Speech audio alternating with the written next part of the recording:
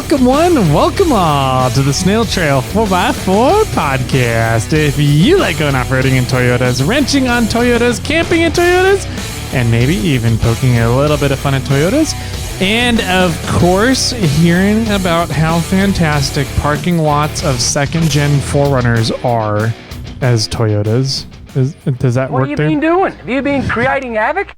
Yes, sir. As Mr. Jimmy Jet over on the board, and I am Tyler here for everybody's entertainment today. Mr. Jimmy Jet, how are you, sir?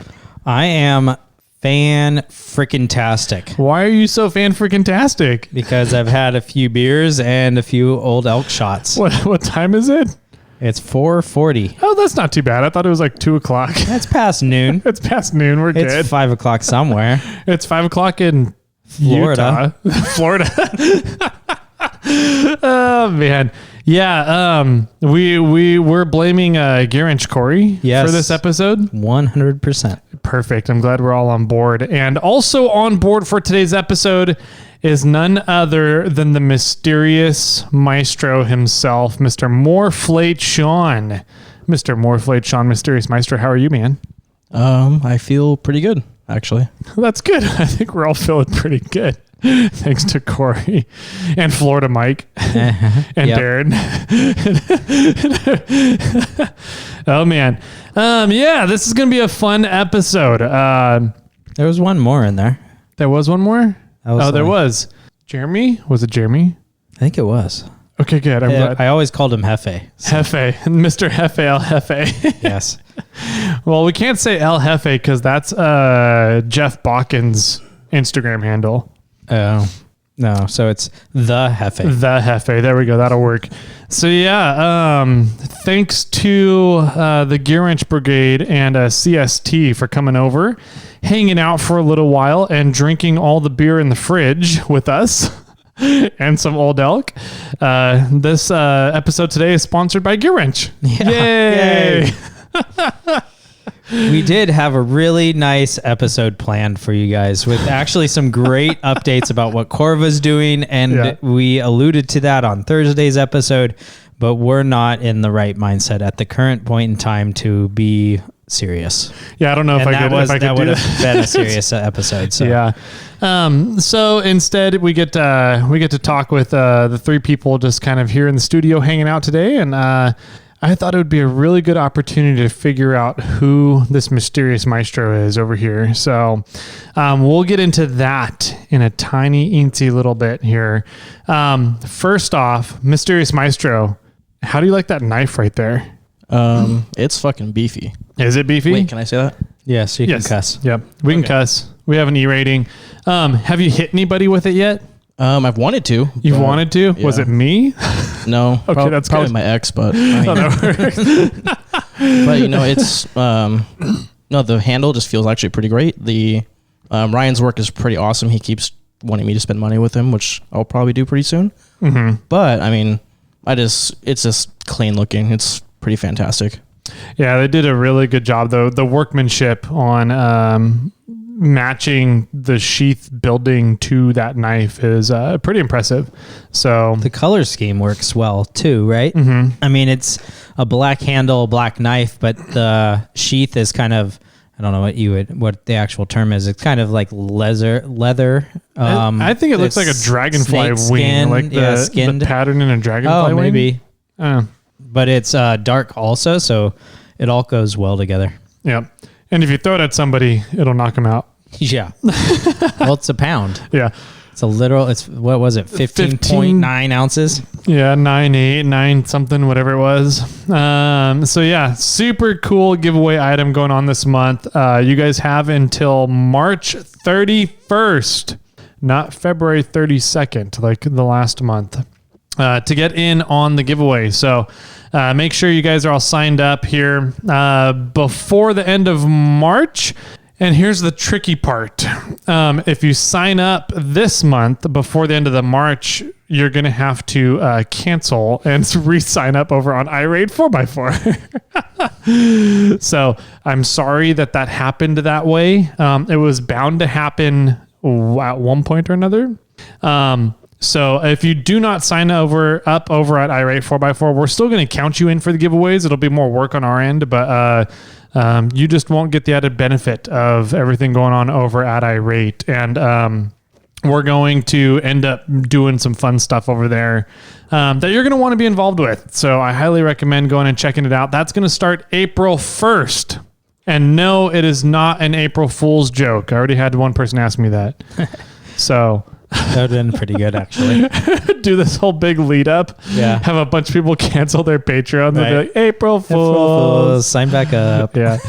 Oh, man. I have had people ask me if they're going to keep their history.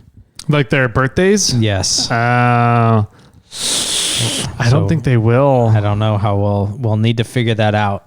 Yeah. I wonder if there's we'll have to find a way to keep track of that on our end. Well, we'll know how long people were with us before April. True. Yeah. So then it's a matter of doing the math. Yeah. Yeah, I think we'll definitely be keeping track of some things on the back end that we probably wouldn't have kept track of with Patreon because it kind of keeps track of it for us. But we'll be keeping track of some other stuff like birthdays for sure on the back end. And we'll be able to still say happy birthday to everybody. Yeah. Yeah. It might just be in an Excel document or something. Yeah. Instead of us being able to visualize Are we going to keep it comma delimited or tab delimited? Oh, geez. I don't know. However you want to deal with it. Dang it. I disagree. I feel like this is nose goes, but shit. I lost slow. still. All right. So anyways, we have a really cool bitchin' giveaway for this month. We have some really cool bitchin' stuff coming up for the podcast and the listeners for interaction. And did we figure out the snail squad? Snail squad is what we're going for? Or? For our rate? Yeah. I don't know. I think, we're calling ourselves the snail squad, but I think that Irate needs to figure out a generic term for anybody that is supporting media one way or another. Yeah. I think he did. I thought he sent us a screenshot of the media support. Because if we're going to be promoting to come sign up on Irate, I mean, I guess we could come we could say go sign up as a Snail Squad member. Maybe, yeah. You know, on Irate 4x4. But yeah, and I mean, we got a text the other day from Lee Lim cruising to camp, said, you know, he was interested in doing the same thing. Yeah. So I think that there might be a few podcasts going this route and signing up that way. Yep. Yeah, we're kind of getting to be the guinea pigs, the lab rats, the lab mice. We'll see if we get our legs chopped off and if we can regrow them or not. But it sounds like us are going to be the first ones over on Irate, and then Wheeling Wine and Whiskey will be following shortly. But it sounds like Cruising in Camp Lee is pretty stoked on it, so he might be following quicker than Wheeling Wine and Whiskey. Yeah. Who knows? But we do have a lot of stuff going on in April where we are pretty much changing platforms. We're going to open up the gift box tier so that you guys can get in. We have the gift boxes going out for that month, and we have a whole slew of really awesome interviews coming up. Yeah. Yep. We have a whole month of interviews all lined up and good to go. So I believe... Oh no, when this episode airs, it'll be the next couple of days. We have the first interview recording. So a lot of fun interviews coming up for April. We'll announce kind of April has a theme to it this year. And we'll let you guys know what that is once we get into April here. So how does Tyler's that sound? Month. That's Tyler's month. Exactly. Oh, did I just give it away? Not quite. Okay. I mean, people might be able to figure it out, but I don't know. The end of the month, April 30th, is a meetup out at Prairie City for Corva. So definitely make sure you guys have that on your calendars as well. Jimmy and I will not be there. We're going to be over in Moab for Cruise Moab. But it's going to be something to do here local in town in NorCal out at a really cool SVRA with an organization that's doing some really freaking cool stuff. And we'll be talking about it probably here on the next Monday's episode. So some of the fancy schmancy bougie things that Corva's been up to. So we'll see. Oh, never mind. Brian Murphy just sent something over to the computer here.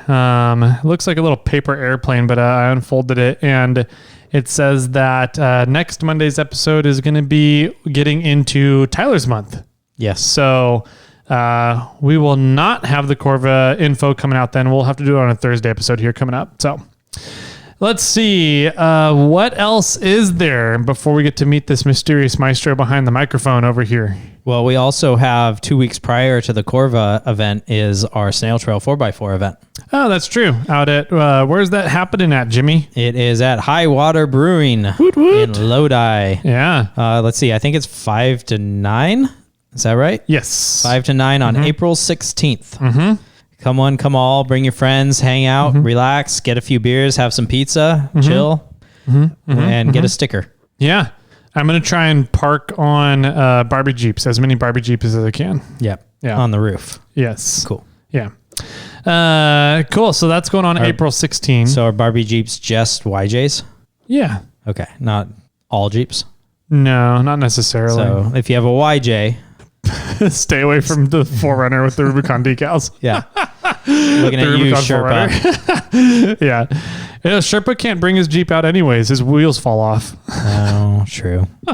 Looking at you, Chris. Looking at you, Chris. Oh, but he has a Dodge. He can't come out either. Yeah, that's true. All right. Nobody can fulfill that one now. Yep. Guess there's no Barbie Jeeps. Nobody to park on top of. All right, so that's going on April 16th. We got a lot of cool interviews packed for April. We've got a really fun giveaway for April, all lined up, ready to go from the first interview.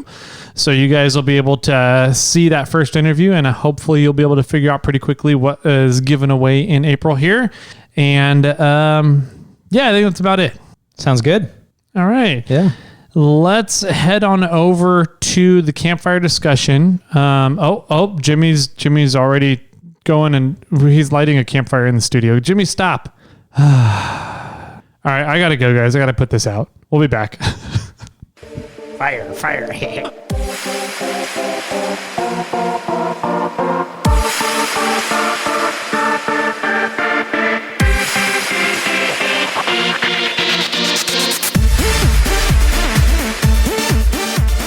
I'm not actually a pyro.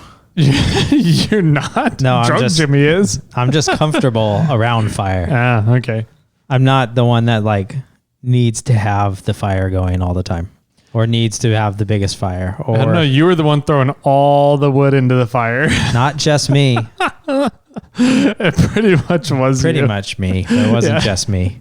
We needed to use the wood up. From Friday night? Yeah. Because we could have got more wood on Saturday night. If you keep turning your phone on and off, I'm going to have a seizure. It's doing its...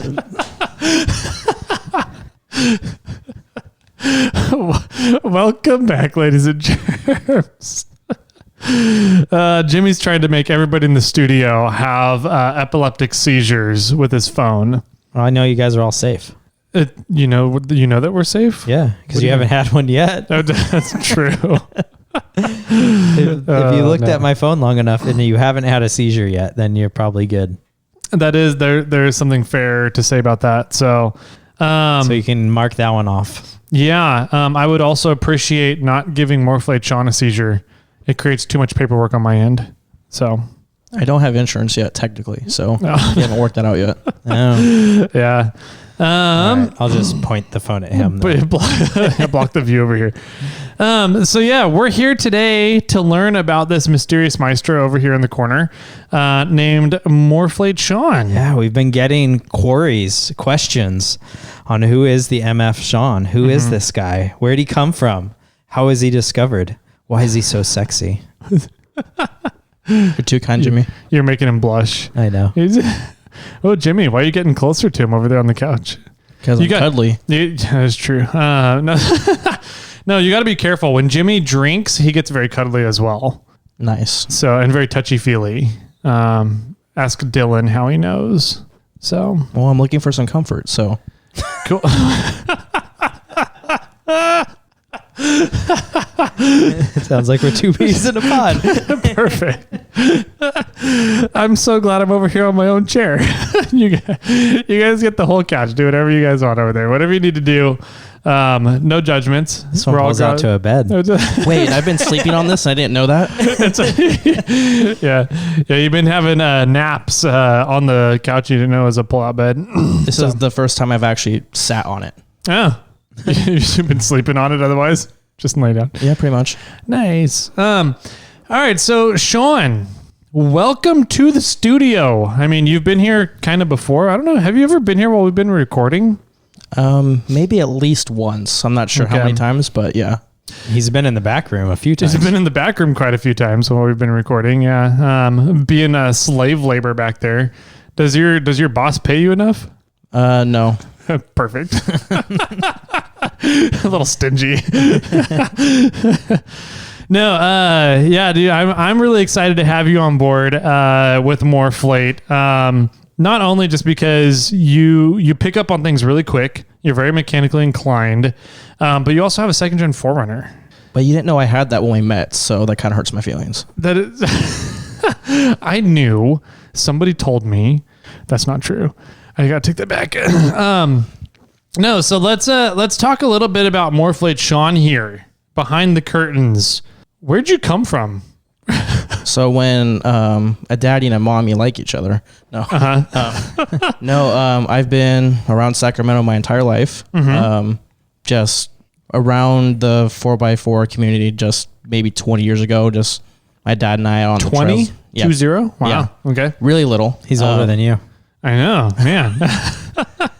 Yeah, just my dad and I just wheeling in a Toyota back in the day. Okay. What was the rig? It was, I think it was an 89 pickup, extended cab. Little mini truck? Mm-hmm. Cool. The Okay. bed was cut off and flatbed. The axle was moved just behind the cab. Oh, wow. It was sitting on 38s, full widths. It was pretty beast. About 20 years ago, 38s, that's like a monster truck back That's then. like Jeez. 33s today, right? So, Yeah, seriously. And they moved the axle just behind the cab. Wait, what?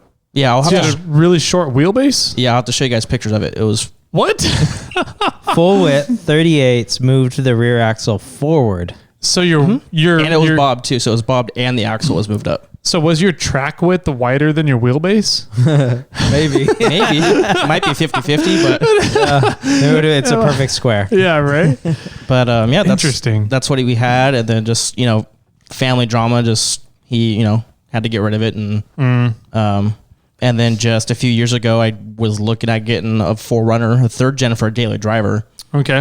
Had a friend in New Mexico selling a 2nd gen. Okay. He wanted like $9,000 for it. He's like, dude, come out, I'll sell it to you for $6,000. I'm like, all right, drove out there.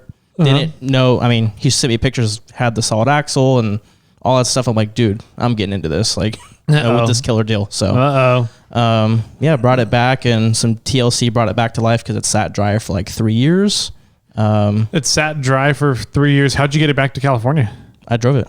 So it sat dry for 3 years, and then you went out there, picked it up, and drove it back to California. Yep. Was that an eventful drive, or was it pretty uneventful? It was a fun drive. I was pretty dang exhausted, but the rear main seal blew on the way home. So that's pretty much the only thing that happened. So every gas stop that we made just added a quart of oil and then just had a mess to clean up by the time I got home. But other than that, I mean, it ran great. I was like, man, I'm gonna have to tow it or something. Like this just can't. This is too good to be true. No, the trip actually was pretty dang good. Pretty much every time I stopped at a gas station, someone wanted to like check out the eye candy that I had. So that was cool, getting the attention. But yeah, it was. Is that the truck or your ex? Maybe it was me. I don't know. They all wanted some of that cuddly teddy bear over there. Okay, so you drove it all the way back from New Mexico, got it back here. How long have you had the truck now? Was right after the COVID thing hit. So like July of what, 2019? 2020. 2020. Something in there, yeah. So I haven't had it very long. About a year and a half then you've had it. Maybe coming up on 2 years here pretty shortly. Okay. By July-ish, yeah, 2 years. Okay. Actually, that makes sense because the smogs do, so. Yeah, there you go. So the truck, did it, I mean, so what's unique about your 4Runner, which I really like, is it's rhino lined, raptor lined, bed linered essentially, but it's a bright red and then like black accents for the most part. So when I got it, it was actually like a reddish orange My eyes are bad, so I thought it was a glorious red, but until I repainted it. But the paint is actually International Harvester Tractor Red. Okay. So, it looks pretty good. Looks pink and so when the sun hits it sometimes. But the Raptor lining, I freaking love it. I've had bushes whip my fender and my door. It won't even take the paint off. Hides like if you do bump it on little things. But. So was it Raptor lined when you bought it? Mm-hmm. Okay. Yeah, the guy that I bought it from, his dad has a shop out in New Mexico. Made his own blend apparently. So there's like Kevlar fibers in what I have. Wow. Supposedly. Okay. But it's pretty dang tough. So. Okay. That was interesting because I really like the idea of the Raptor lining and but I haven't seen too many rigs in person with it yet. And so after looking over your 4Runner and seeing how it was kind of set up with the Raptor line, the body painting done, I was like, yeah, it doesn't seem like your suspension is struggling too much because that's the number one complaint from everybody is that Raptor lining or bed lining your vehicle. It just adds so much extra weight to the vehicle. And I'm like, maybe like an extra 100 pounds, maybe. I don't even think that because there's a couple sections where I've rubbed a rock and it peels off. It's really thin. It's kind of like when you peel it off, it looks like a latex kind of covering on it. Okay. But I don't think it's that heavy. If you were to peel it all off, I'm sure it'd be at least a few pounds, but hundreds of pounds. I can't imagine it'd be. I wonder how much like 1 gallon of paint weighs versus 1 gallon of Raptor line paint. Right. And then how many gallons does it take to blast a car? And then you'll know your difference. But exactly. Yeah, I can't imagine that it's over 100 pounds. No, I can't either. Not if you're doing it right and taking off all the old paint first. You're not just adding it on top, right? They sanded a lot of it down to when they did it, but they didn't sand it like completely, just a quick smooth over. But I don't think that affects the gas mileage on that thing at all. It's like I said, some of it's peeled off and it feels like it's a piece of paper. It just gotcha. Okay. Yeah. So that's something that after looking at your rig, I was like, okay, yeah, I think the suspension is just fine. I'm going to be moving towards that, moving that direction to Raptor line Kermit eventually here. So, but Sean actually has an interesting suspension on his rig. It's sort of kind of, yeah. It's not typical. Not right. It's typical for a second gen 4Runner. Well, it's stock, but it's lifted. Yeah. I don't know how you say that right. Yeah. I would highly think that most people, when they're lifting a second gen 4Runner, are going to cut the linkage off of the rear and go to leaf springs. But your rig isn't that way. You're still pretty much on the stock arms, aren't you? No, I think there's some sort of aftermarket ones on there. Okay. Because they're actually adjustable and they're like adjusted all the way out. They're a little bit beefier than the stock ones that are like pencil thin. Right. But they're still very limiting on what they're doing. The Panhard, I think, is original. I did put longer coils on the rear with like a 2-inch spacer on that as well, just because it looked like it was sagging by a couple of inches compared to the front. I'm like, no, that's horrible. I can't have it look like that. But yeah, even the way it is, it just does not flex the way the front does at all. I could stuff it, but at the same time, I will 3-wheel it sometimes. But I'm going to get rid of that, I think, in the winter time, hopefully, if my build stays on track. But otherwise, it's actually still a pretty soft suspension. What are you going to go to? I'm thinking just leafs, cheap, match the flex of my front. Maybe beef up that rear frame a little bit. And so you don't get the Tyler lean? Yeah. You don't get the twisted frame in the back? Yeah. Tyler's twisted frame. That's just a custom frame. There's nothing wrong with that. Exactly. See? Thank you, Sean. Jimmy. It's just a 4Runner thing. Jimmy doesn't understand. Never owned a 4Runner. Exactly. All right, cool. So pickup trucks for life. Yeah. No. Let's see here. So you have the second gen 4Runner. It had the 3.0 in it. You drove it all the way back from New Mexico. Raptor lined. What else do you have done to it? It came with the solid axle on it, which made things really easy when I got it. As far as just basics, I've added just rock lights to it. It had 33s. I put 35s on it because the 33s are just way too tiny. Yeah, they were. It didn't have a front drive shaft. So I went to Sac Driveline in West Sac and they built me a long travel front drive shaft, which just worked out beautifully. Nice. Other than that, just lots of TLC because 30-year-old truck. like the third owner technically, but second because it was within the family. It went from mom to son kind of a thing. Mm-hmm. So sitting so long, just lots of TLC to it. Really added lockers to it, just a Spartan lunchbox lockers. I mean, for the price. Front and rear? Front and rear. For the price, fantastic. And I had the work van, so I wasn't daily driving it. So I didn't really care about, dropping e-lockers or anything like that into it. Mm-hmm. The first time I took it out to Deer Valley, I got a couple of dings to it and it broke my heart. So I put rock sliders and a rear bumper on it, like immediately ordered them when I got back. Where were the dings? What happened? Passenger door, just right under, just came down on a rock and just pushed up just a little bit. Were you able to still open the door?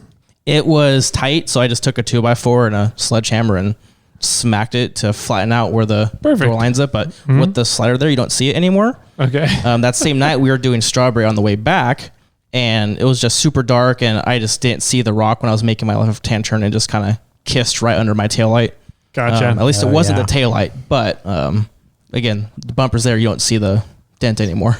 So that's like the notorious spot on 4Runners too. Yep. Every 4Runner has a dent there. Yep. We got big old booties. Yep. Mm-hmm. Okay. So you got solid axle in the front on leaf springs. Mm-hmm. The rear is still the factory. What is that? A 4-link in the stock suspension? Yeah. Mm-hmm. Stock brackets, but longer arms, aftermarket arms and everything. Yeah, and then longer coils with the spacer. Longer coils and spacer. Lunchbox lockers, front and rear. What are you geared at? 529s now. That was just most recently. I got 529s right after Christmas. Nice. Haven't wheeled with them yet. Broke them in. Okay. And then before I broke them in, I did the 6-shooter knuckles too. So that's right. Kind of beefed up the axles there. Did you do the trunnion bearing eliminators when you did the 6-shooters? Mm-hmm. And then the chromoly spindles too. Mm-hmm. The axles looked in great shape, so I didn't bother upgrading to the 30 spline chromolys. I'm like, when my Toyotas break, I'll upgrade. Yeah. I don't want to spend the extra money when it's not broken yet. So all the other stuff looked good on it. Did the gussets on the knuckleballs too. Mm-hmm. So I think my front is pretty decently. I mean, it could be beefed up more, but it's a lot more stronger than what it was. Are you still running the Aizen hubs on there, or are you? No, I have Warrens. You did go with the Warrens. Mm-hmm. Okay. The Warrens were on there, but when I took it all apart, just kind of rebuilt everything just to be safe because who knows how old it was. And okay. How about T cases? Not yet. Okay. I still have. Well, I had the automatic in there, but I just pulled the automatic transmission out last weekend, so I have the 3.4 and the manual sitting in my driveway that I'm working on swapping over. Yeah, so let's talk about that because that's a really fun project. Obviously, I've gotten done with my 3.4, and then you just happened to at roughly the same time that I got finished with mine. You start having some issues with your engine. Oh yeah, lots. Yeah, just not terrible, but I had a couple mechanics look at it and they steered me in the wrong direction. So that was probably the most frustrating part of it. Mm-hmm. Just a check engine light with an O2 sensor, but check engine light wouldn't go away. So I just ended up getting multiple codes. I think just multiple sensors were just failing kind of in a row. Mm-hmm. Had a mechanic do the fuel injector, just one for me because I just didn't have the time, but that one failed again. So I ended up doing like all of them. Oh my God, it was just such a headache. It was just like one thing after another. I'm just like, with the age of the motor, it is what it is at that point. Mm-hmm. Then I was hanging out with Ryan from Bandit Concealment, and see, Tyler pays me money, but then he also tells me how to spend my money. I'm really good at helping people spend money. So he'll send me links to stuff that's for sale. I'm like, oh, I hate you so much. And I was with Ryan. I'm like, it's almost like not having a job at all. Yeah. But he sent me a link for a wrecked 3rd gen 4Runner that had the 3.4, the automatic transmission. Good deal, $1,500. But I was with Ryan. He's like, dude, I have a donor rig. And I'm like, really? But it had the manual transmission. Mm-hmm. So I'm just like, I got a sweet deal on that. And just these deals that I'm getting from people and all the knowledge that I have around me these days, it's just making it a really smooth process. Yeah. How does Ryan feel about you grabbing the donor rig now? So he actually called me when I was pulling the transmission, asking like ballpark what I was spending. And I'm like, dude, I feel so bad. Just the timing was just so rough. Right. And then the fact that I sold a 3.0 to another buddy whose his head gasket blew. Like, dude, I have nothing to give you. Yeah. Like, I would help you if I could, but I'm like, I need it so bad. Yeah. So let's talk about that real quick, because I don't know if we've mentioned yet what happened. Ryan was he also has a 2nd gen 4Runner with the 3.0 in it, and he went up to Uncle Tom's cabin a couple weekends ago and went to start his rig at Uncle Tom's cabin, and it didn't go so well. So it turns out he got back home and diagnosed that he has a blown head gasket. Yay, 3.0s. Woo! Wait, don't you have a clapping button for that? Ooh, somebody's good job.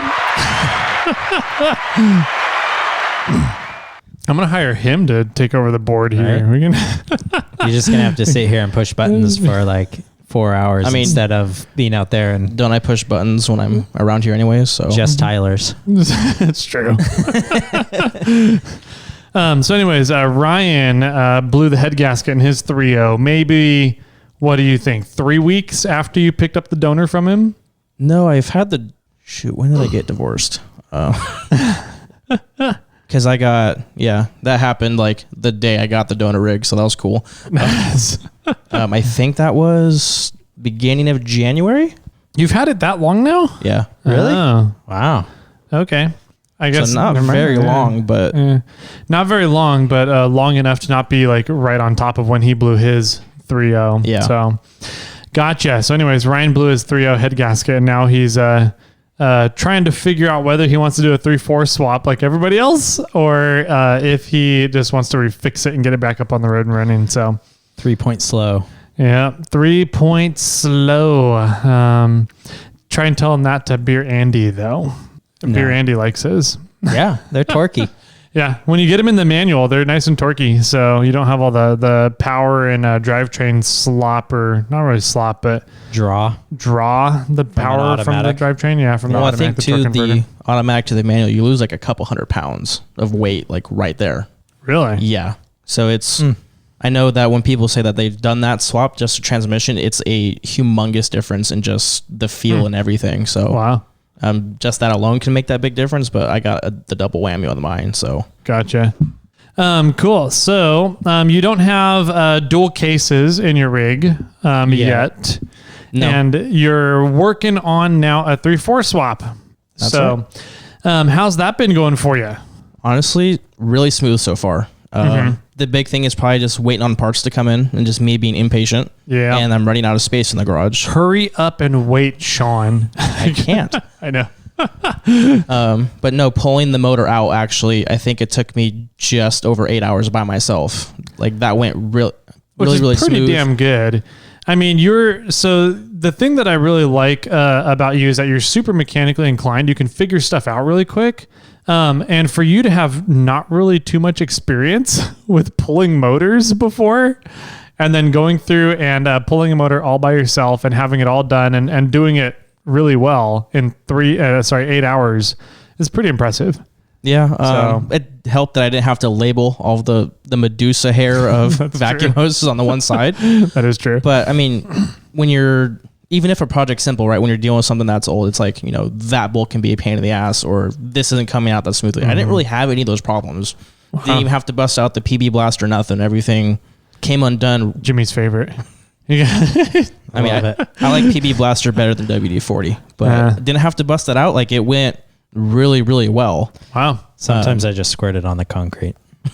Just to use it or smell it? Smell it. Just to smell it. Doesn't smell like peanut butter a though. little bit. I was gonna say, if we come over to the shop someday and you're just rolling around on the concrete, should we assume Hugging just my PB blaster bottle. Just spray it on your You shirt should like just Axe in the leave. morning? just leave and just be like, we need to come back in like 20 minutes. Give me 10. Oh man. Okay, so you got the engine out 8 hours by yourself. Pretty damn good. Is the new 3? Do you know what? Let's start at which 3.4 model year you're going for. So I got the computer from a 98 Tacoma 4-wheel drive. Okay. So that's Manual. Yep. So I got that ECU. I haven't confirmed the part number on the engine harness that I have yet. Okay. But I'm just gonna, that's the computer that I have. So want to go with that since it's single cat and it seems to be the easiest to do here in California. Which was frustrating because just trying to do my research, everyone says, "Oh, do the 2000 to 2002." I'm like, but none of you are in California. Stop. Yeah. But there really needs to be like a California specific resource for 3-4 swaps, because everybody else in the country that does a 3-4 swap, they all agree on doing it one way. And you're like, that doesn't work for California. If you want to register the vehicle in California, I should say. Why not? What's the difference? Because there's more hoops you have to go through and more things that have to be lined up correctly. The 96 to 98 Tacomas and 4Runners there's less going on with them. And so everybody says go with the 02, the 2001 or 2002 Tacomas or 4Runners for your engine swaps for your 3-4s. And they require different headers. They require different throttle bodies. They require 2 catalytic converters. And there's a couple of other things too. But I think in those states, it's also easier to smog those years than doing the 96 to 98, which is weird, but it's still OBD too.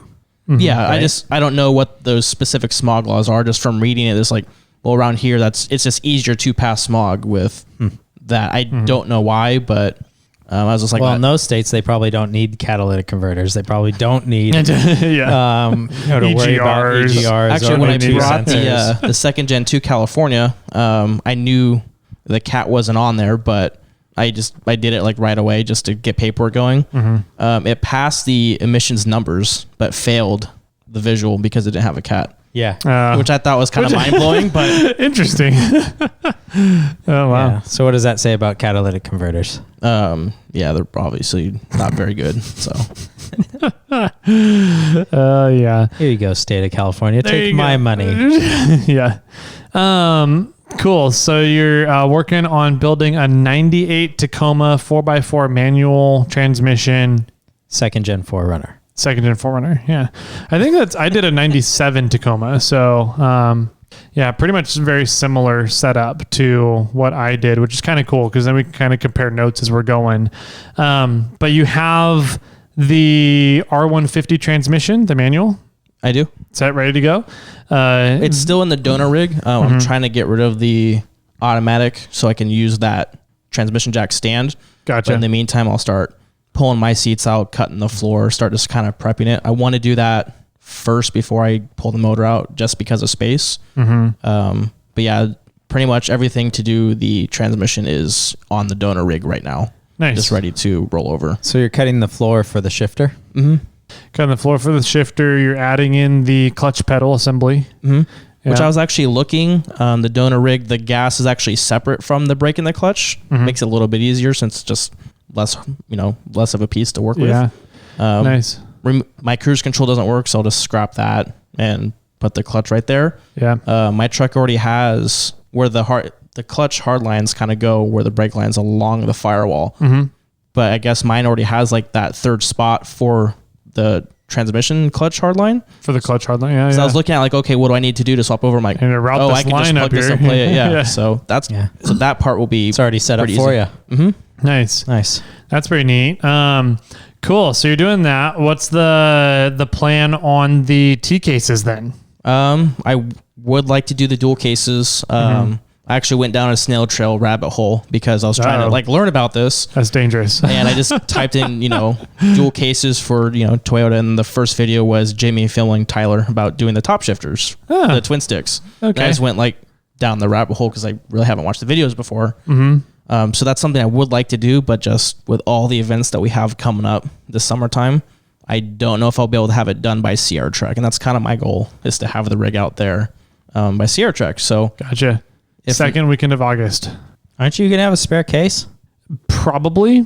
We've talked about it actually, because I've been really, really, really intrigued with Carlos's setup from Tac One Fab with his automatic, the A340, and using the, I forget the name of the company now, but they have that shifter that goes down, connects to all your solenoid packs rather than messing with the valve bodies. Right.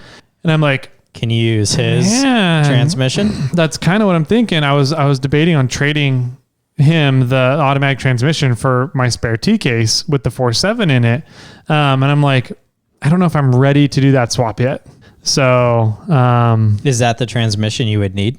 I believe so. The A340, I think, is the one that came out, the automatic. And that's the one that would go. That's the one I need. So, yeah, we've talked about it. So yeah, when Tyler's like, I might be willing to trade, I'm like, dude, you're lying to me. There's just no way that you'd want this hunk of junk in my garage. I don't know. He'd want the hunk of junk that's working to give you a hunk of junk that's not working. No, but if he does that, I'll rebuild it for you. There you go. No, I want to we've talked about it. I want to shoot an in-depth video. I've heard multiple people comment on the fact that there's no in-depth video about putting 4.7s in in one of those. Oh, really? Yeah, in a T case. Huh. Okay. And so I want to do that. I think it'd be very beneficial for the community to have that out there. Okay. Well, I do need to rebuild mine. So, all right, I was putting the offer up for Sean. Whatever. Fine. Just because you guys cuddle without me. I mean, there's room on this couch for 3. I know. There's 3 cushions. We could be 3 abreast right here. And we just got the cover wash, so there's no dog hair or stains on it. So, I mean, don't run a black light on it though. Okay. I'll try not to. All right, cool. So, is your goal is to get it all done by Sierra Trek. Have the engine swap done, converted over to a manual transmission. So you're going to be still with the 2.28 stock gearing in the T case, but with 529s in the diff. So that'll help quite a bit. Yeah, that was just a plan with just time, really. Gotcha. And then once the season died down, drop the transmission again and kind of. So you're going to have to get it fully refereed and everything by then too, because your smog is due. Yeah, it's due in July. So I was just gonna pay the registration and hopefully they give me a red sticker for a couple of months so I can wheel it a little bit. I really haven't wheeled it much, which is very sad. So I'm like really anxious to take it out on some more trails. I've only taken it to Deer Valley once, Strawberry a couple of times, and snow wheeling a couple of times in the 2 years that I've had it. Gotcha. Other than that, I've been a lot of wrenching on it, fixing lots of tiny things. So just you're gonna be really happy with that 3.4 over the 3.0. The 3.0, it's nice if you maintain it. And a lot of the 3.0 rigs out there nowadays, they're old enough now where then they've been through enough owners now. It's not like one owner rig that maintains it like Beer Andy. But there's just enough time and enough people out there that have owned these rigs now that inevitably there's somebody who has not maintained their 3.0. And so you end up having a bunch of little issues come up here and there, and that engine is terrible to work on. There's a lot of stuff kind of everywhere that you have to pull out to get to other things. So you're going to be really happy with the 3.4. The 3.4, so far I've been really happy working on it. I haven't had to work on it too much, but it's all very streamlined the way it's put together. It's really well thought out and engineered for accessibility to working on it. Do you have any plans in the future then I assume you are looking at putting the dual case with the 4.7 in the rear. Mm-hmm. Do you have any plans to redo axles or take it off of leaf springs at all? Or are you just kind of like... I think that would probably be down the road. Okay. Just because I have the Toyota axles, they're in good shape. I haven't been wheeling much with it. It's like I need to use it now. You need to use it some. Yeah. It'll be once I feel like I need to upgrade or I want to do more with it, but I haven't done much with what I have. So it's like, I don't see a point of, going off the deep end and doing 1 tons or anything like that. Right. Okay. That's not really in my foresight. Gotcha. Yet.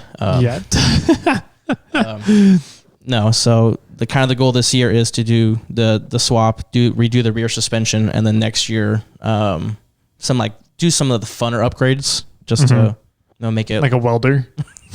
I need to learn how to weld first. But I want to rip out the rear seats and kind of do just cabinets in the rear. Okay. Just fun stuff like that. I want to get rid of the lunchbox lockers. I'll probably be the big one I do next year. Gotcha. But do that when I do the cabinet so I can do an air tank or stuff like that back there. But that'll be more of like the fun project next year. Yeah. I want to get things going so I can actually go wheeling this summer.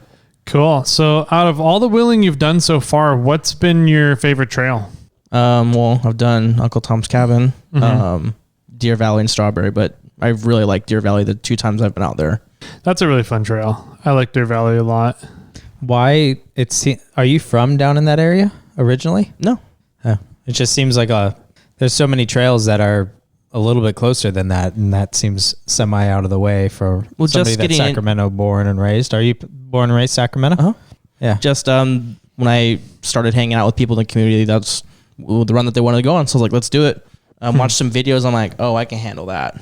Yeah. I mean, it's a great trail. I would say it's just on the higher end of moderate, just because you're constantly doing something. Both times we started from the south and work your way north. Mm-hmm. Yeah, that trail, it's I don't want to say exponentially easier if you go from north to south. Yeah.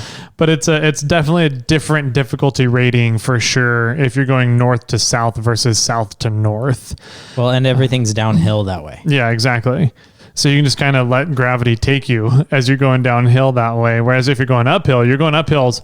I mean, that's a pretty steep incline the first mile and a half of that trail. Yeah, right after you get past the gatekeeper, you're making a left and you're going up pretty steady. Yeah. But I mean, it's gorgeous up there. I was really impressed when I took it out there because I've taken out the Prairie City a couple of times, so I was pretty nervous going out there.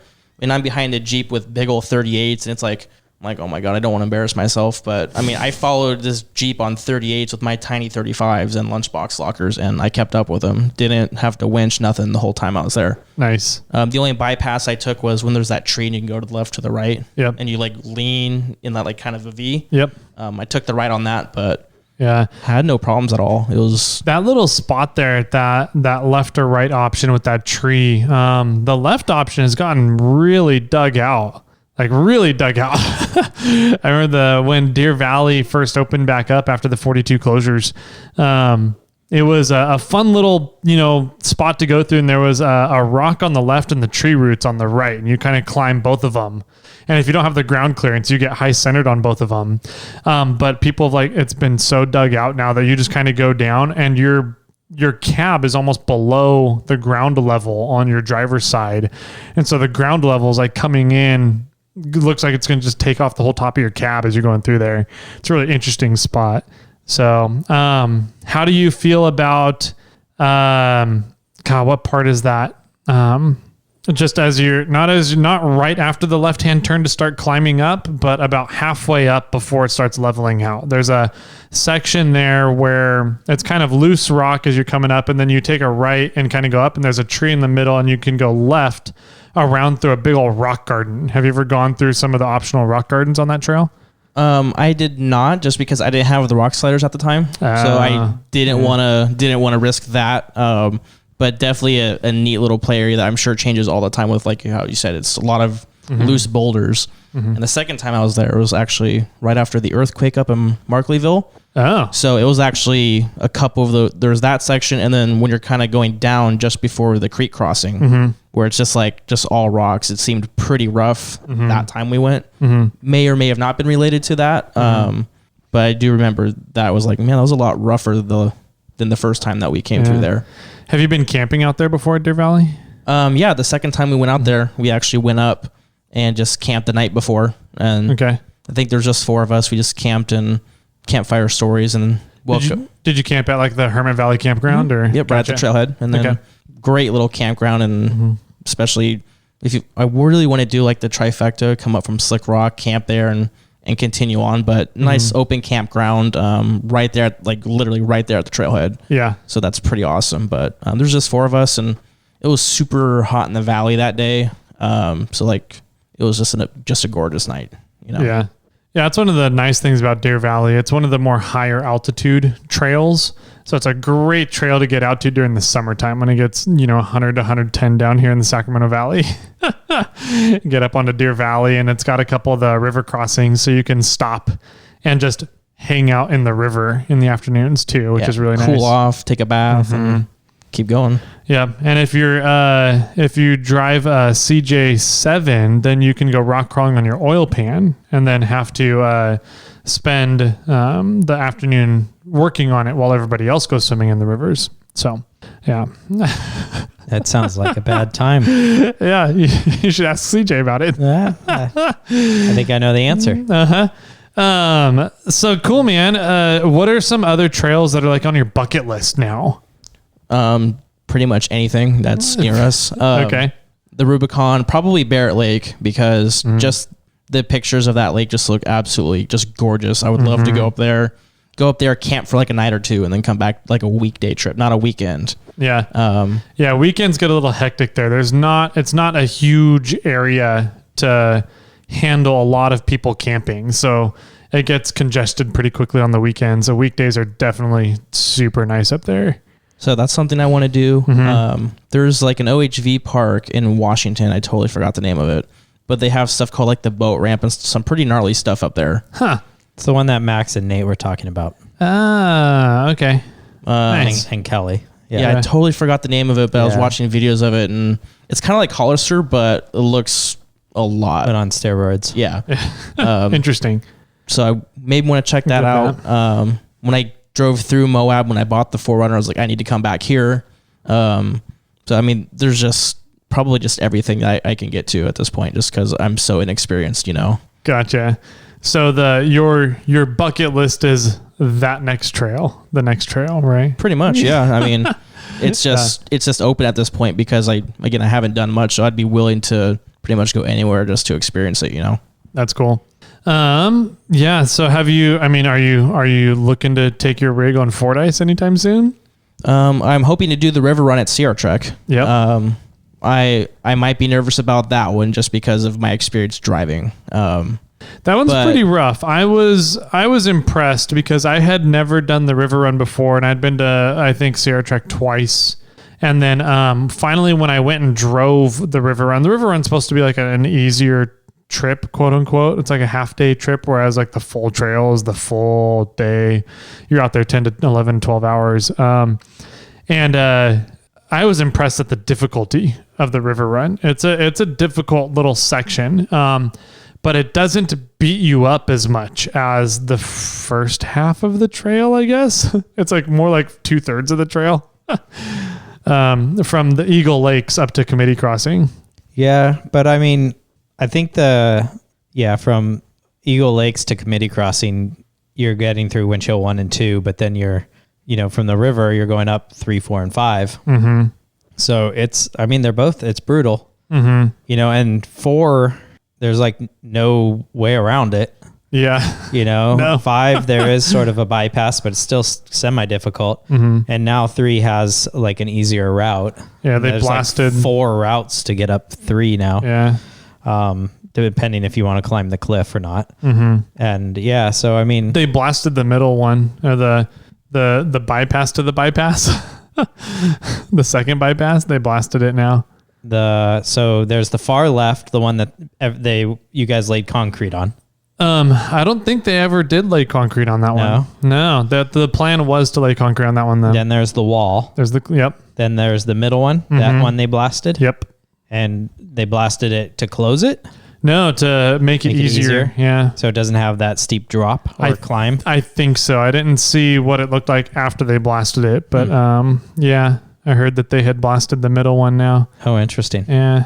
And then there's the box. The box. Yeah. So we could get you in there if you want. Yeah, we can get you in the box. That'll be fun. I like boxes. Perfect. You deal with them all day. Yeah. Perfect. Cool. So what about accessories on the 4Runner? What do you have set up there in terms of amenities, things that you really like about it for off-roading during the day while you're out there? The air conditioning works fantastic. Yeah, my man. Air conditioning. You magnificent bastard. I salute you. Salute. That's what Tyler says. Yes, sir. Okay, so air conditioning. The cup holders I have are in mint condition, so... Ooh, lucky. How'd you get those? So when I got it, one of those little clips was broken, so just the bottom tray just like folds out and just it's worthless. Mm-hmm. I found a junkyard on eBay that had them in like North Carolina, I think. I'm like, perfect. Ordered it. Same exact problem. Like, oh no. and then we actually took a metal coat hanger, snipped it, and bent it into that S shape, spray painted it black. Perfect. Don't even notice it. But no, you don't get to use my cup holders. Oh. I honestly, I really love my interior of the cab. Like, it's in pretty dang good shape. I get lots of compliments it is in really about good shape, yeah. So there's that. There's plenty of space for my dog. No complaints there. Waffles. Yep. Waffles, the Mastiff mix. My MORRFlate kit, fantastic. Good plug. Right. That and the compressor. You're not getting a bonus for that, Sean. No, just I really want, because the first time I came across that was I was on a strawberry maintenance run with Robert Guzman, and he had your kit. I miss Rob. That was the first time I ever saw it. I'm like, started looking up, and that's kind of how I started finding your videos and stuff. Stalker. A little bit. A little. No shame. But yeah, I was like, man, I got to get myself one of those, because I just had like the little ARB to go to each tire at a time. And I mean, I'm young, but I don't want to hurt my back. So, yeah, pretty soon, apparently, once you hit 41, your ankles start going. So, well, I heard if you have a couple shots, that goes away. So that is true. Alcohol fixes hurt ankles. I could do cartwheels. I think it fixes your inside boo-boos too if you drink enough of it. Yeah. Oh man, that's funny. Look, it moves. All right, so Not talking about my foot. air conditioning, the interior's in really good shape. You got some awesome cup holders there. Jimmy has my tailgate for some prototyping, so That's true. looking forward to that. I really like the rock lights that I have. They're the Lux brand. Oh, that's right. You do have those. I've asked you about them before. I think they're like $25 a light. They're not expensive. They're not really bad. easy to. I think there's a total of 12 on mine, but I just love how they're tiny. They're magnetic, so you can put them wherever you want. Yeah, you can put them anywhere. I just have the basic white ones. You can get RGB if you want it to be a disco show. Party lights. I do want to get like the RGB fire stick though. That'd be my party stick. No comment there, Jimmy. Why are you looking at me for that? I was waiting. I was trying to get one out of you. Oakley dokley. Oh, that's funny. Yeah, no, I really do like the rock lights you have on there. Those Lux rock lights. The big kicker to them is a lot of rock lights that I see out there, they don't spread very well. They don't spread their light, and people don't set them up correctly to spread the light so that you actually get a good spread away from the vehicle rather than an underglow, right? And where were we? We were somewhere at night, and I walked over and I was like, you got a pretty good spread of light going on. What rock lights you running? Was it here at the warehouse? Yeah. And then I was like, oh, you got the Lux. I pulled one of them off and started like waving it around and then put it back. And I was like, yeah, these are awesome. These are great. Yeah, I think when you set up your rock lights, give yourself some slack so you can move them around. That's a good call. But my goal with that was nighttime wheeling. I don't want my light bars or my headlights on when someone's trying to spot. Yeah. Just the rock lights. Yeah. So that's kind of my goal, is to give them the visibility to help you through. You they like can't spot blinding you. your spotters? No. So that was kind of the goal that, setting that up was. Gotcha. Really happy with them. Not too expensive. But yeah, I think I have a total of 12 all the way around. Nice.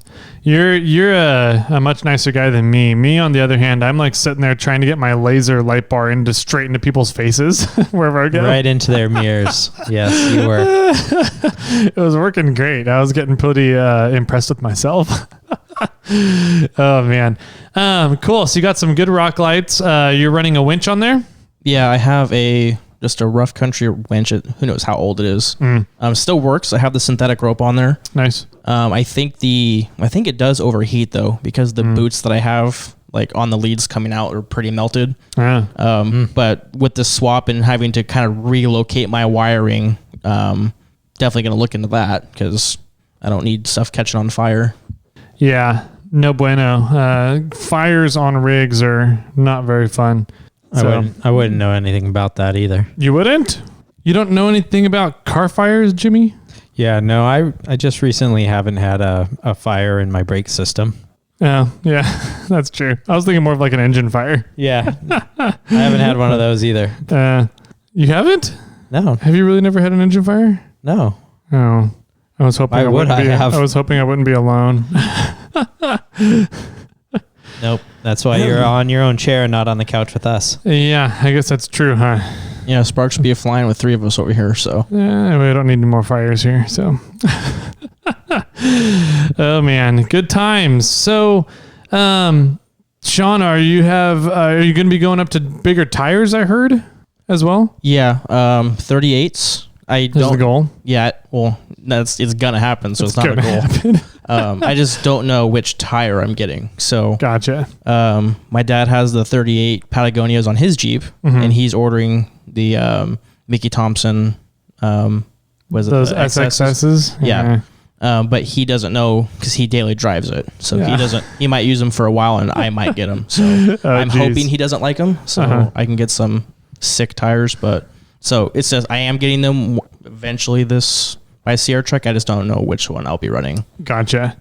Nice. Yeah, those tires should do awesome on Fordyce for sure. Fordyce is a great trail for those. Cool, man. So so it sounds like everything is kind of just leading up to Sierra Trek right now.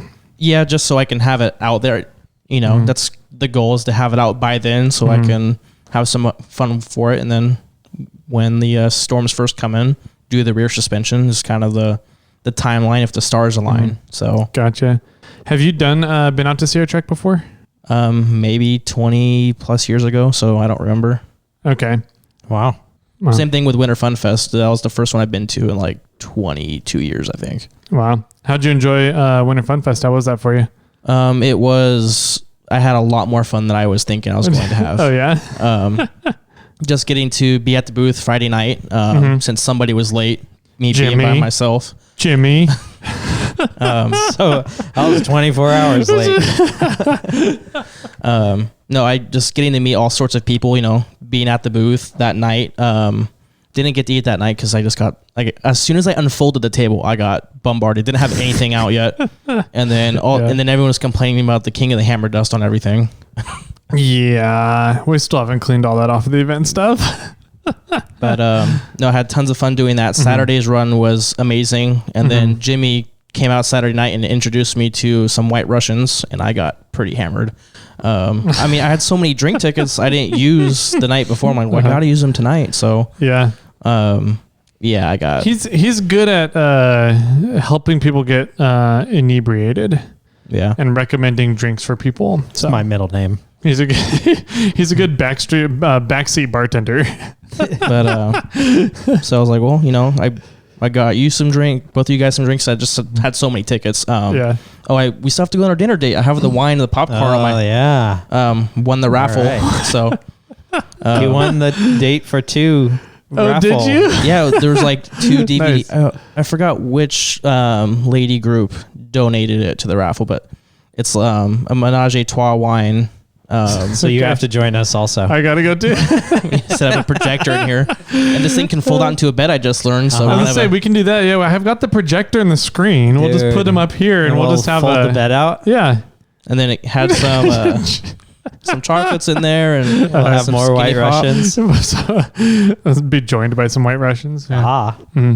Yeah, so that was cool. That I won something in my life. But yeah, I mean, Saturday's run, didn't have my rig up there, but just rode with my dad. I got to kind of... What's your dad have real quick? 2015 JK. On 38s, apparently. Yeah.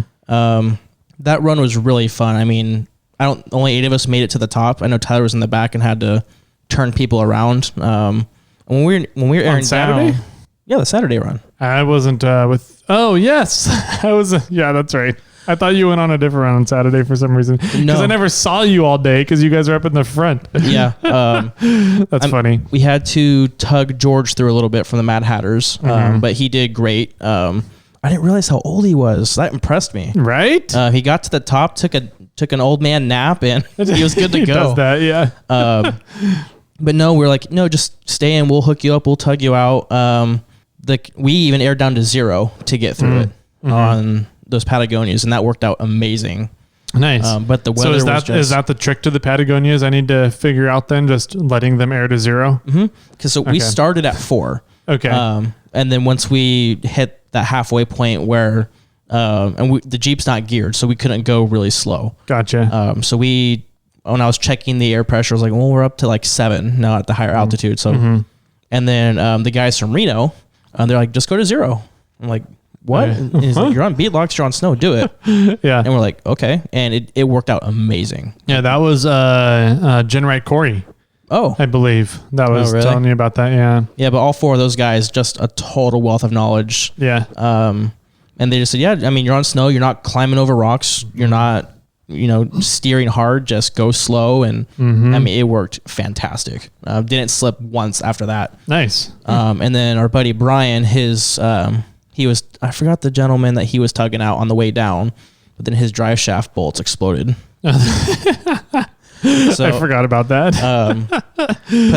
he had some spare bolts, and I helped him disconnect it and put it back together for him since I wasn't driving. I was like, I'll help out. Nice. But yeah, he had a spacer from the rear drive shaft to the pinion flange. And I'm like, well, that's your problem. That's a no-no. Interesting. Yeah, but I've never heard that either. Yeah. So instead of getting a didn't correct spline to drive shaft, you just put a spacer in there? I think it was a temporary thing because he had Or his drive shaft wasn't long enough. Yeah. Yeah. And so he needed a spacer in there. the rear axle got moved back a little bit. So the guy's like, oh, just use a spacer. I'm like, well, that explains why. But other than that, I was dead tired after that. They're like, my dad offered me to drive Sunday. I'm like, no, I'm sleeping. You can drive the whole day. I'm done. Nap time. Take a George nap the whole day. Nice. Nice. After all those White Russians, you deserve it. Yeah. I mean, again, wasn't hungover, but I was just tired from Saturday. Just getting in and out all day long and just getting to interact with so many people. It wore me out, but I mean, I had such a blast. I mean, Cool. I wasn't expecting to have that much fun. That's cool. Yeah, those events are always a really good time. You get to, especially getting to be there as a vendor kind of thing, where you get to kind of just interact with everybody and meet new people, put faces to names or voices that you've maybe talked to before. That's what I really like about those events. So I mean, a couple people thought I was Tyler, so that was kind of cool. That's right. And then I had so many people ask me, where's Tyler? And if I had $1 for every time I got asked that question. You could have had more White Russians. Exactly. So that was, I mean, it was cool getting the attention, but I'm really shy. So, took me a minute to warm up to it. But Gotcha. Again, I just getting to meet all the people with just what I get to do it's awesome. There's nothing that beats that. Cool. So does that mean you're not quitting anytime soon? I quit my old job to come to here. That's so true. I stole them away. I don't think they would take me back. Nice.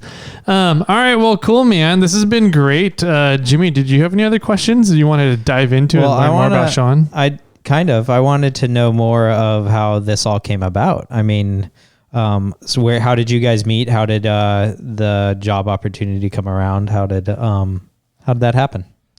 So back to Robert Guzman, when I first found what MORRFlate was, he passed away a while ago.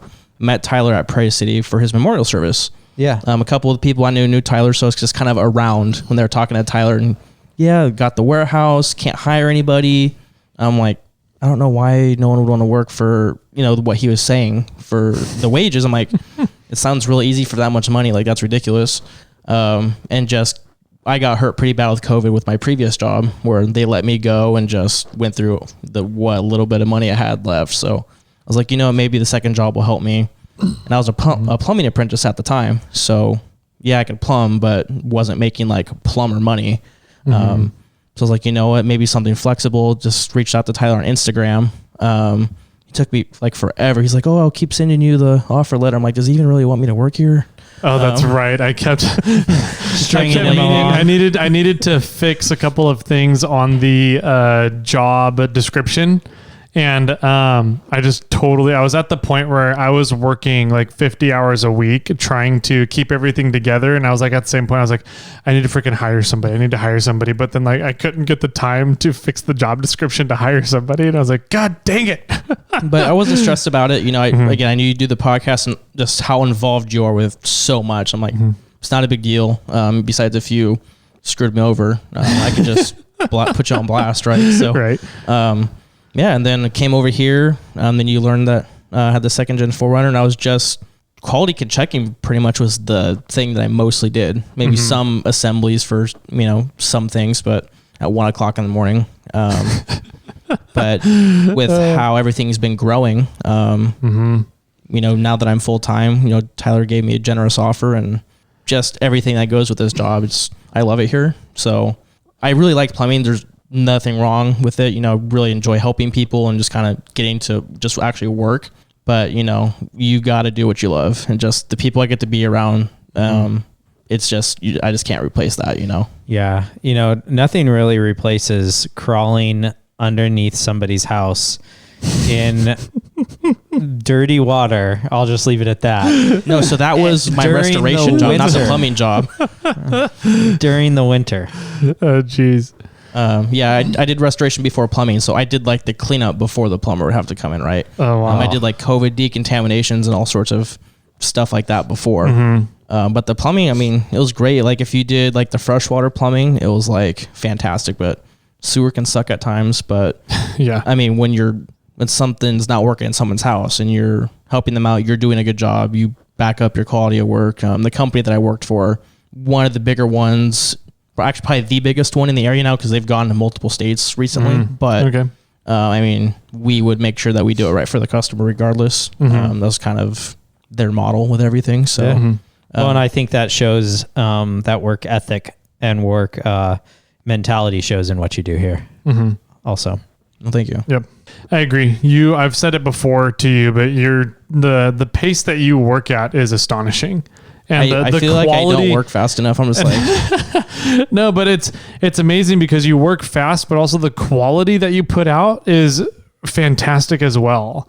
So I was super excited when you said you would leave your old employment and come work here full time. I was like, sweet.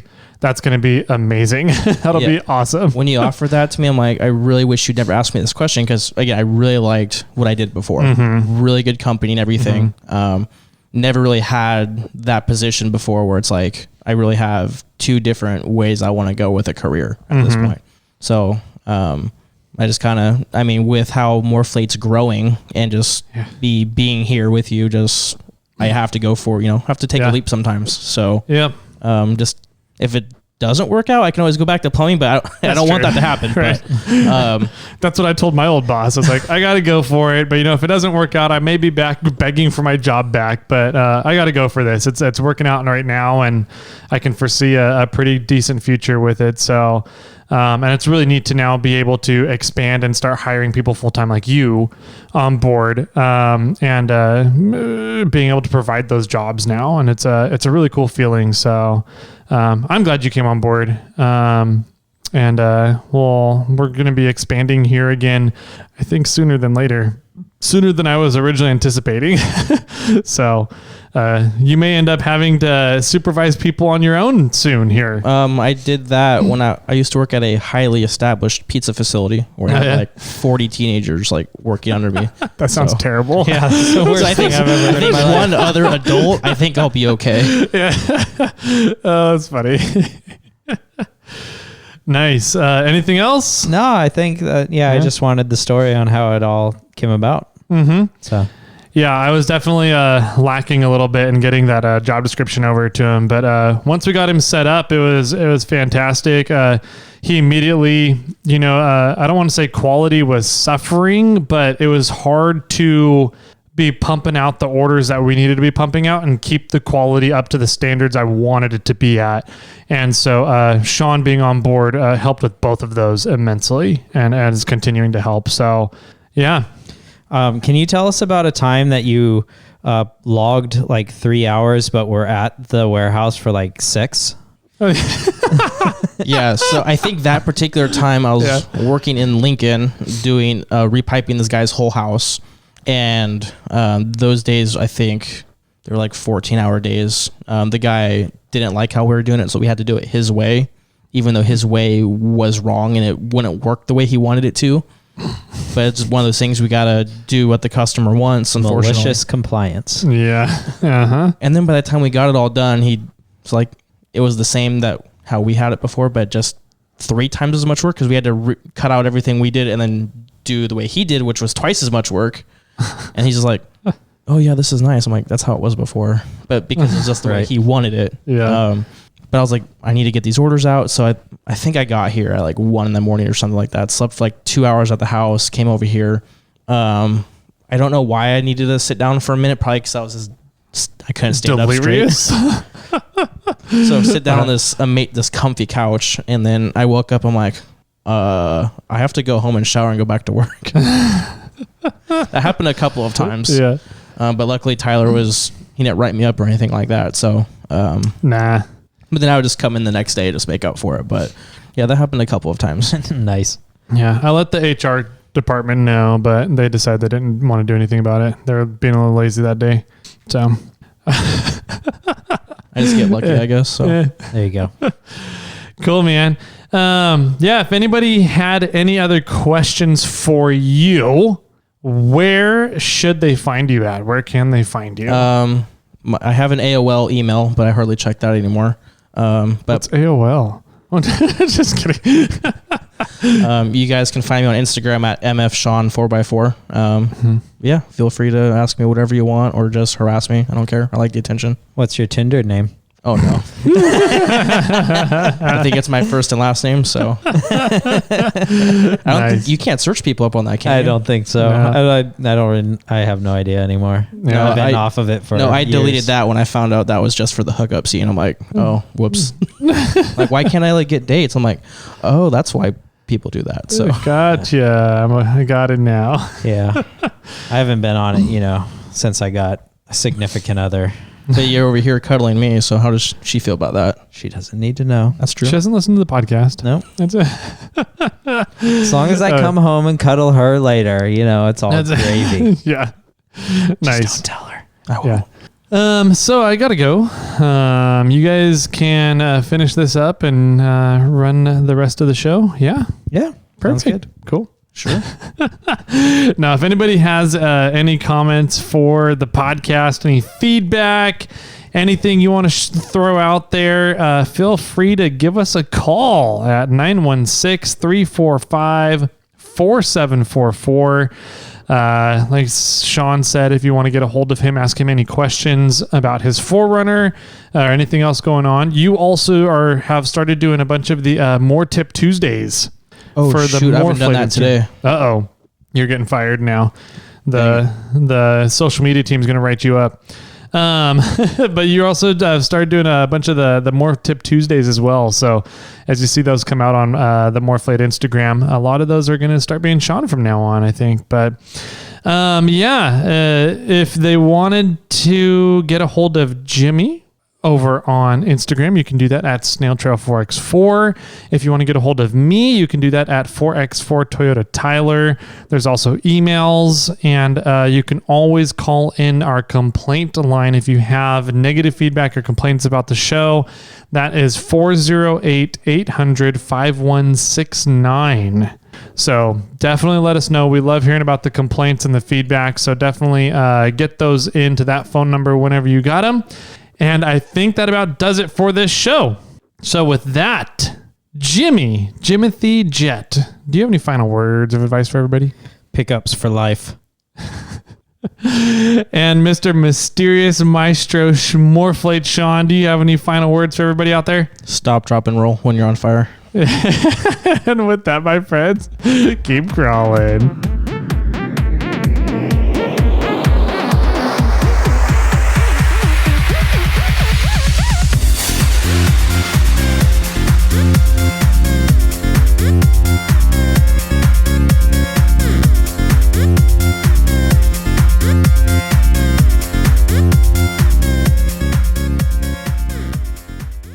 Do you have any jokes from anybody? Sean, you got a joke? You got a jokey joke? What has 5 toes? That's not your foot. I don't know. Is this a joke or a riddle? It's your choice. My choice. User's choice. 5 toes, but five, no foot. But not a foot. It's my foot.